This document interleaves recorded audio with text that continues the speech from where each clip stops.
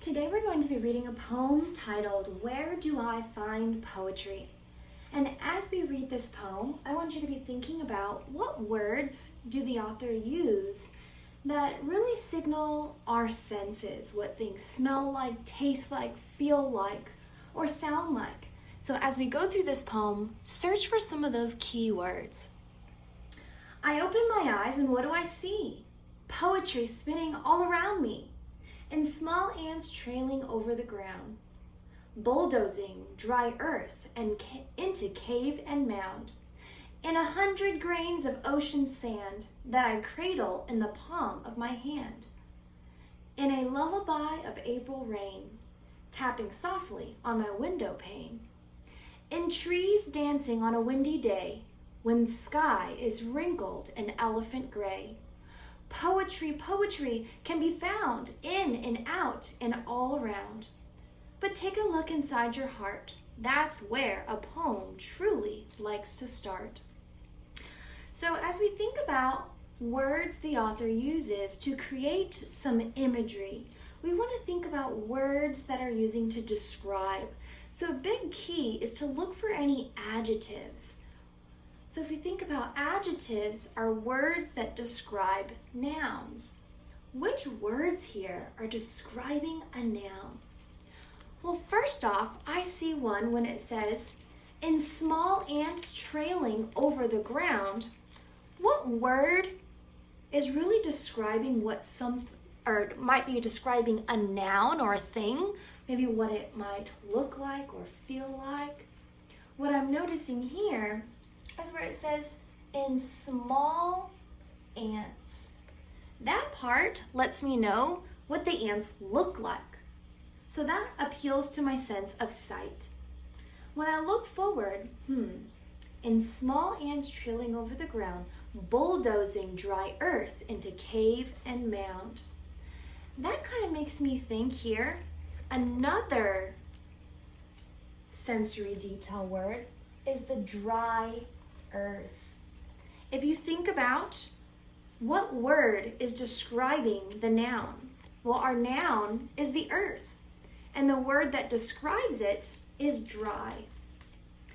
As I look forward, in 100 grains of ocean sand that I cradle in the palm of my hand. Does anything help us see, feel, or think about it? See, feel. I'm thinking here in 100 grains of ocean sand. That lets me know how much of something it is. That appeals to my sense of sight, because then I can almost imagine those tiny little grains of sand inside of that hand. So here I could see sight. In a lullaby of April rain. What are we describing here? We're describing the April rain, but what word is describing the rain? I think of the word lullaby, because a lullaby is like a song that you listen to before you go to bed, and that seems like it's connecting to our sense of sound. Looking forward onto that next line, tapping softly on my window pane, can you guys think? What is the next sense that we see? What are we describing? Maybe the rain on the window pane? What is it describing about it? Tapping softly on my window pane.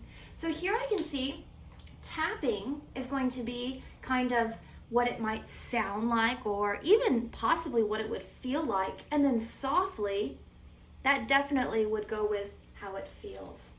Looking forward, and trees dancing on a windy day. Well, can't you guys just imagine the trees dancing, what that would look like?